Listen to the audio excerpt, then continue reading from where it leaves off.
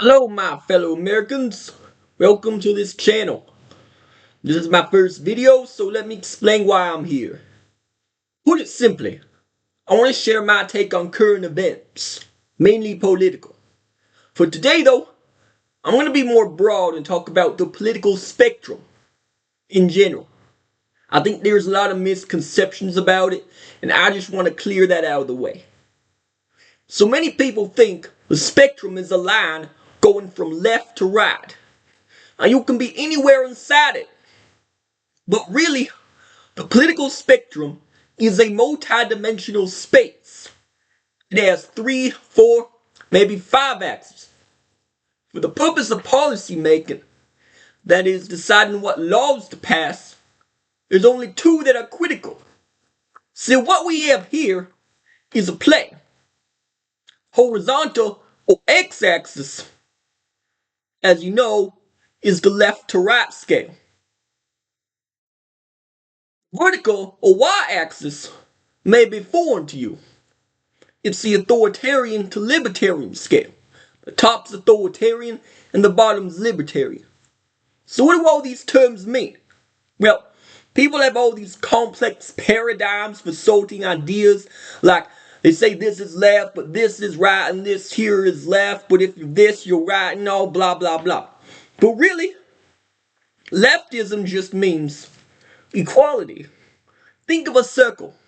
Everyone is part of a circle. We're all the same level. We can't go up. We can't go down. For rightism, think of hierarchy, pyramid. Society is broken into different levels. There's higher class and lower class. And if this already sounds bleak, then let me tell you, you're not alone. Honestly, I would want to live in either system. On the left, we're all stuck in a circle, and no one can truly fulfill their potential. On the right, you got guys higher up oppressing people on the bottom. And life for those people can be worse off than on the left. So what we have here, ladies and gentlemen, is slavery. We like to think slavery was outlawed in the 1860s, but really it just has a different name. We're all slaves, guys. And if you think going up or down on the spectrum fixes things, well, it doesn't. There's effectively no difference between authoritarianism and libertarianism. It's all about who's controlling your life. Up here, it's the government telling you how to live. Down here, it's the corporations, the syndicates, the mob, so to say. I know it's called libertarian, but all that means is that private entities have liberty to rise up and take control over us. The government defers some of its power to these large conglomerations, and then functions to protect their rule by enacting law. The y-axis defines the source of rule, while the x-axis is the style of rule, whether circle or pyramid. Now, the rules can be enforced to different degrees. If the laws have no enforcement, then what you have is anarchy. This is where the z-axis comes into play. Imagine the line going through the screen, and back here is anarchy. The opposite end way out here is the police state. So X is style, Y is the source, and Z is enforcement. But the Z-axis makes things unnecessarily complicated for policy making, so we're not going to focus on that. Now, I've been talking a lot about left versus right, but how about liberal versus conservative?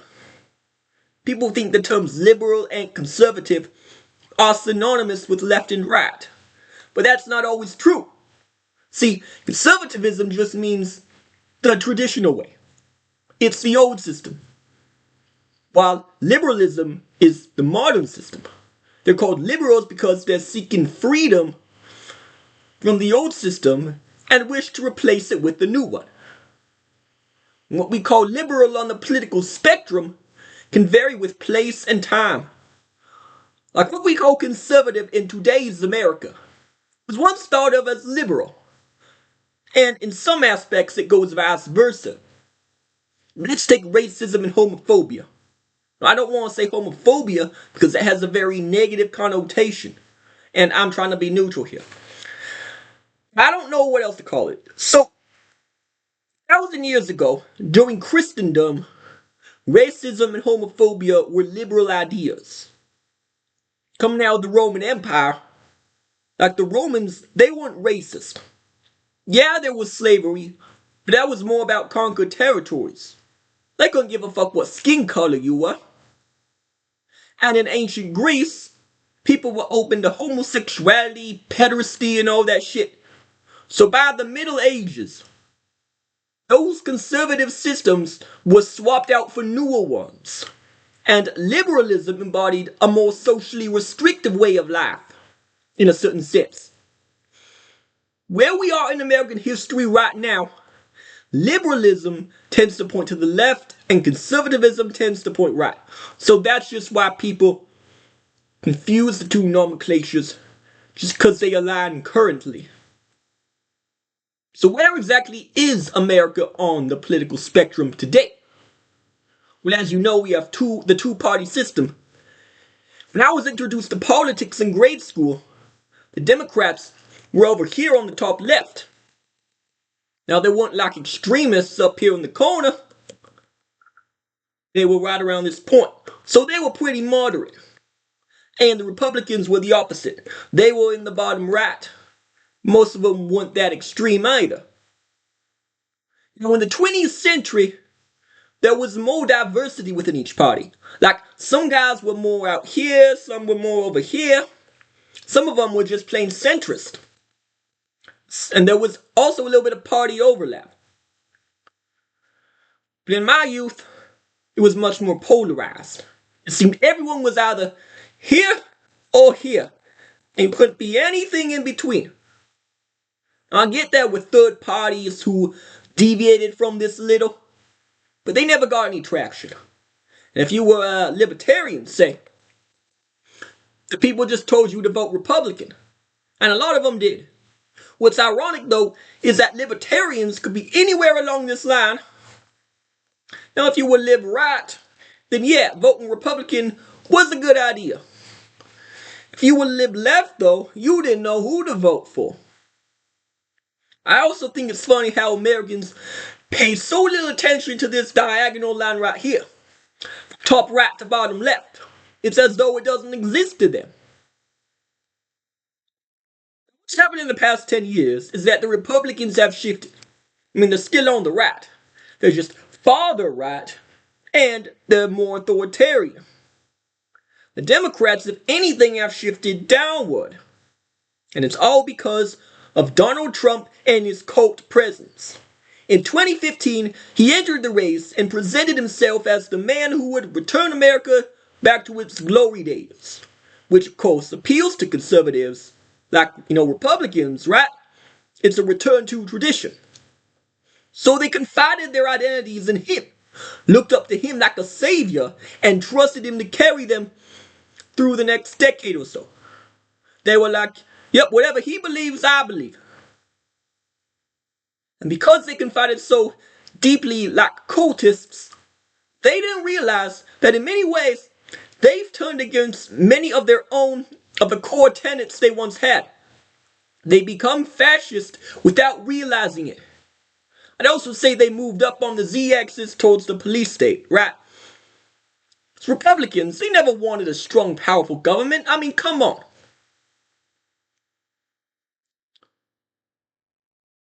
Democrats, to counteract this, of course, they shift libertarian left. But I don't think that's as significant on their end as the Republicans have shifted here. So that gets us to where we are today. Now, I'm not trying to hate on anyone. I'm just making observations.